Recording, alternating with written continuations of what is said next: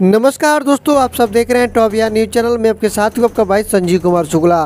साथियों, आज भोजपुरी के सुपरस्टार चंदन चंचल जी का एक गाना तेज़ी से वायरल हो रहा था, ढोड़ी चटनावा। उस गाने के गीतकार पीके आर्यन जी को हार्ट अटैक आ गया है और हार्ट अटैक आने के कारण बताया जा रहा है मीडिया के लोग, जो कि बहुत ही तरह तरह के सवालें पूछ रहे थे, तरह तरह की बातें बोल रहे थे और उनको बहुत ही ज़्यादा टॉर्चर कर रहे थे और टॉर्चर नहीं सह पाए, इसलिए वो शायद कुछ लोग बोल रहा है जहर खा लिए, कुछ लोग बोल रहा है कि नहीं हार्ट अटैक आ गया सुन कर ऐसे बातें बार बार। तो मीडिया वाले भाई लोग अपने गरिमा में रहिए प्लीज़।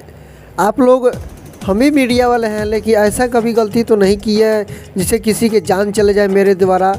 तो आप लोग अगर इतना समझदारी है, आप लोग मीडिया बने हुए हैं, तो आप लोग अपने गरिमा में रहिए ना। क्यों ऐसा गलती कर रहे हैं, किसी की जान लेने पर उताबू हो गए हैं।